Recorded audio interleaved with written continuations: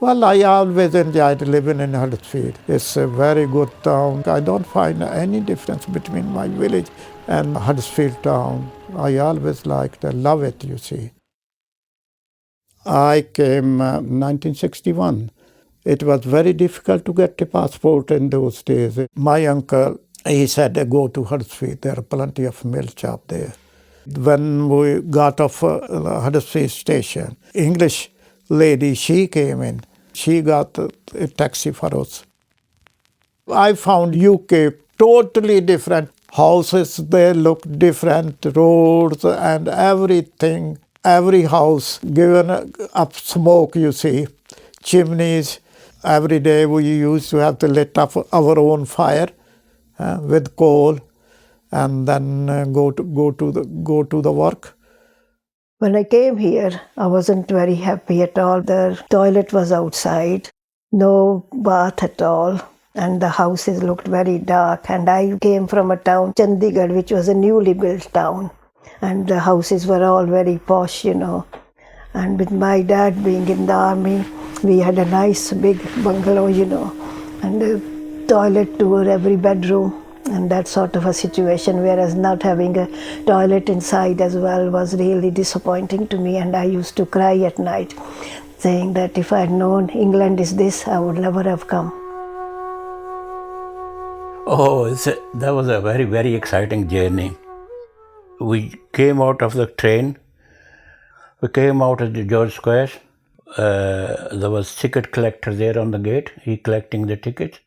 Before he asked me for my ticket, I said, oh, we want to go to Bath Street. Can you help me to get the taxi, please? He says, you don't need a taxi because I live there, same street, and I'm finishing work. I'll take you with me. People was very, very helpful on that times. And soon as we get in the house, it was very foggy. Couldn't see anything. Obviously, because we feel more cold because we're coming from a hot climate. I got up in the morning and all white. There was nothing in the day before it was raining. But next day, it was all white. And I thought it's beautiful snow, you know. I didn't just have a jacket on, no overcoat. When we stood 10-20 minutes there for bus, and because snow, no buses were coming. So I said, I can't move my feet. I said, let's go home. We went home. I got a full of cold. I went to see doctor, and I said, how much? He said, oh, no, nothing, no charge. When I went chemist, I said, how much? He said, nothing, free. I couldn't believe, you know. I said, this country God must bless it. You know, that's my first impression was that here is, you know, my father always said, keep some change at home, you know, some money, because you don't know when you need a doctor to come, so you have to pay for it. So that was my first impression of this country. I thought, God must bless this country.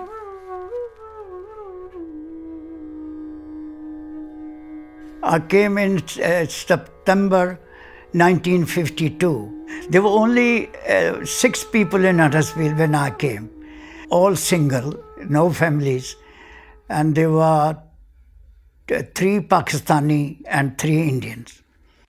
There were no Indian shops, there were no gurdwaras, there were no Indian food, there were nothing. And there were nothing in the bedrooms, no, electric fires that you had to use, but the wages were £2.50, and we couldn't afford it to put that on.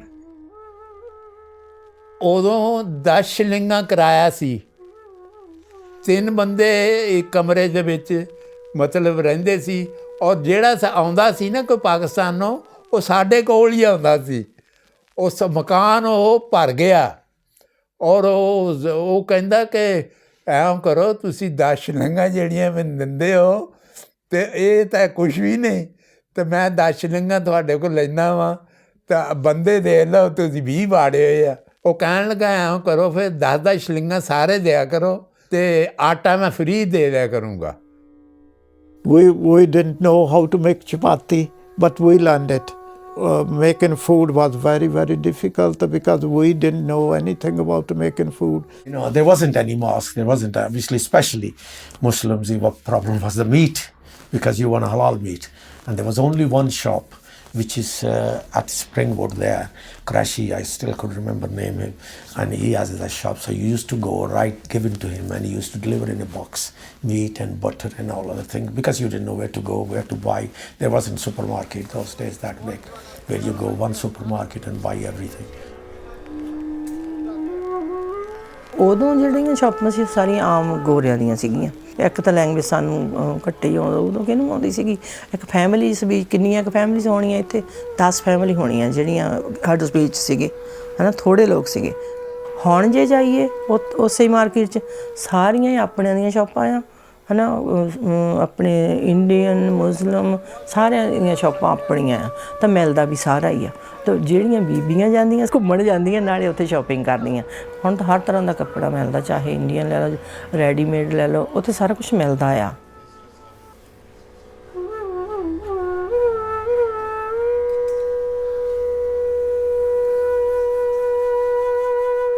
There were only hardly a few men with wives and children, but school were having problem with those children, and I was mainly recruited as a science teacher with a part-time teaching, helping the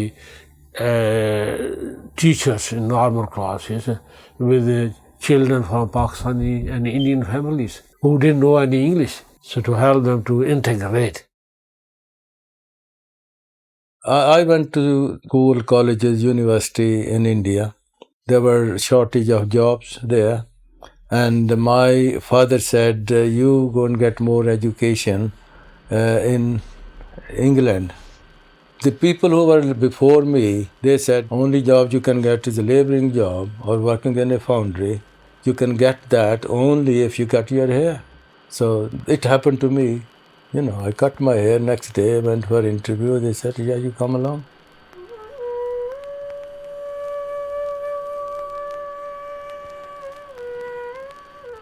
ਜਦੋਂ ਨਾ ਅਸੀਂ ਆਏ ਇੱਥੇ ਇੰਨੀਆਂ mills ਸੀਗੀਆਂ, textile ਕਾਫੀ ਸੀਗੀਆਂ, ਪਰ ਜਿਹੜੇ ਵਰਕਰ ਹੁੰਦੇ ਆ ਨਾ ਉਹਨਾਂ ਦੇ ਵਿੱਚ ਉਹ ਰੇਸਿਜ਼ਮ ਬਹੁਤ ਸੀਗਾ, ਡਿਸਕ੍ਰਿਮੀਨੇਸ਼ਨ, ਰੇਸਿਜ਼ਮ ਬਹੁਤ ਸੀਗਾ। ਉਹ ਤੁਸੀਂ ਖਾਣਾ ਖਾਂਦੇ ਆ, ਸਮੈਲ ਆ, ਗਾਰਲਿਕ ਸਮੈਲ ਆ, ਇੱਦਾਂ ਦਾ ਬਹੁਤ ਹੁੰਦਾ ਸੀ। ਸਾਨੂੰ ਬੜੀ ਇੱਦਾਂ ਦੀ ਡਿਫੀਕਲਟੀ ਆਉਂਦੀ ਹੁੰਦੀ ਸੀ। ਜਿਹੜੀਆਂ ਨਾਲ ਦੀਆਂ ਗੋਰੀਆਂ ਨਾ ਕੰਮ ਕਰਦੀਆਂ, ਉਹ ਕੰਟੀਨ 'ਚ ਜਾ ਕੇ ਇੱਦਾਂ ਦਾ ਬਹੁਤ ਕਰਦੀਆਂ ਸੀ।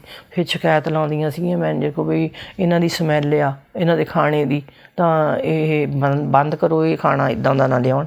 ਤਾਂ ਇੱਦਾਂ ਦੇ ਸਾਨੂੰ ਪ੍ਰੋਬਲਮਸ ਬਹੁਤ। ਇੱਕ ਫਿਰ ਕੰਮ ਜਿਹੜਾ ਕੰਮ ਚੰਗਾ ਆ, ਈਜ਼ੀ ਆ, ਤਾਂ ਮਨੀ ਜ਼ਿਆਦਾ ਆ, ਕਿਉਂਕਿ ਪੀਸ ਵਰਕ ਹੁੰਦਾ ਸੀ ਸਦਾ ਹੀ। ਉਹ ਗੋਰੀਆਂ ਨੂੰ ਜਿਹੜਾ ਕੋਈ ਹਾਰਡ ਵਰਕ, ਵੈਰੀ ਹਾਰਡ, ਅਤੇ ਪੈਸੇ ਥੋੜ੍ਹੇ, ਉਹ ਸਾਡੀਆਂ ਨੂੰ।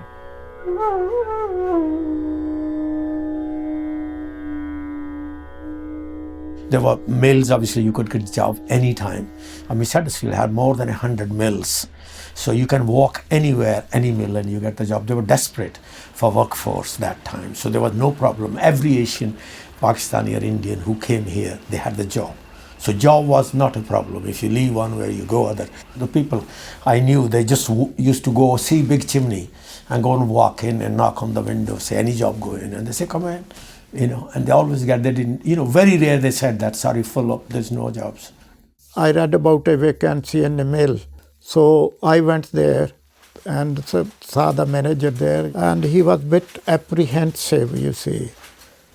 We sat outside on a bench. It was good day, it was July, I think. So he said, okay, lad, I like you, but I can't employ you. I said, why?